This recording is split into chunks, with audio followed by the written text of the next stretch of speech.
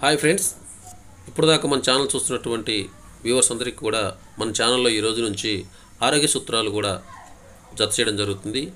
కావున మీకు తెలిసిన ఫ్రెండ్స్కి అందరికీ కూడా మా యొక్క ఛానల్ని సబ్స్క్రైబ్ చేసుకొని షేర్ చేయవలసిందిగా కోరుచున్నాము.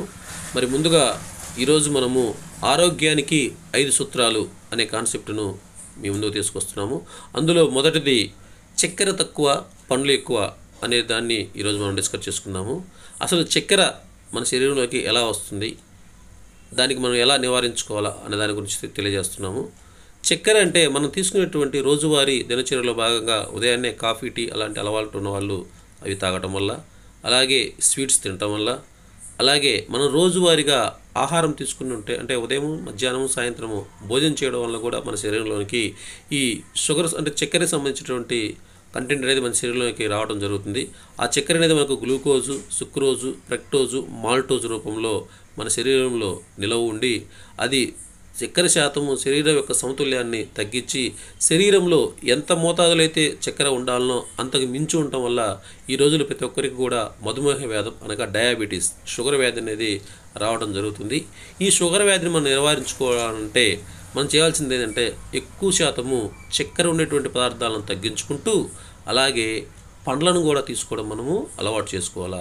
పండ్లు అంటే ఆ పండ్లను కూడా మనము ఒక మోతాదులో ఉదయం ఒక రకం పండు, మధ్యాహ్నం ఒక రకం పండు వీలైతే, అలాగే నైట్ పడుకునేటప్పుడు ఒక రకం పండు తీసుకొని ఎక్కువ మజ్జిగను బాగా తీసుకోవాలా. మజ్జిగలో మనకు కొన్ని పదార్థాలు పులుపు ఉండటం వల్ల మన శరీరాన్ని అరుగుదల కూడా బాగా చేస్తాయి.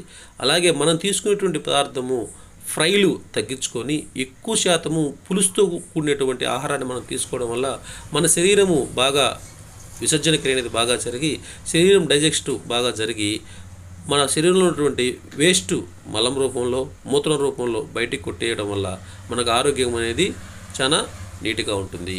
అలాగే పండ్లను కూడా మనం పండ్లు తినమన్న డాక్టర్ గారు ఇబ్బంది లేదని చెప్పేసి పండ్లు కూడా అధిక మోతాదులో మనము తీసుకోకూడదు.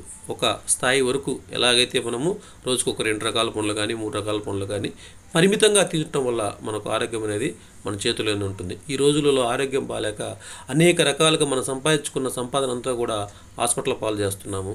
మన ఆరోగ్యము మన చేతిలోనే ఉంది. ఫ్రెండ్స్, మీరందరూ కూడా ఈ వీడియోను చూసి మీ ఆరోగ్యానికి ఏ విధమైనటువంటి సూచన కావాలన్నా కూడా మాకు కామెంట్ రూపంలో తెలియచేయండి. మేము మీకు దానికి సంబంధిత డాక్టర్లతో మేము మాట్లాడి మీకు చిట్కా ఇస్తాము. ఇచ్చిన చిట్కాలో కూడా మీరు మీ సొంతంగా ప్రయోగం చేయకుండా మీ దగ్గరలో ఉన్నటువంటి డాక్టర్ని సంప్రదించుకొని కొంతవరకు చేసుకోవాలా. అలాగే మన ఛానల్ను సబ్స్క్రైబ్ చేసుకునే వాళ్ళు ఎవరైనా ఉంటే సబ్స్క్రైబ్ చేసుకోవాల్సిన కోరుతున్నాము. Thank you very much.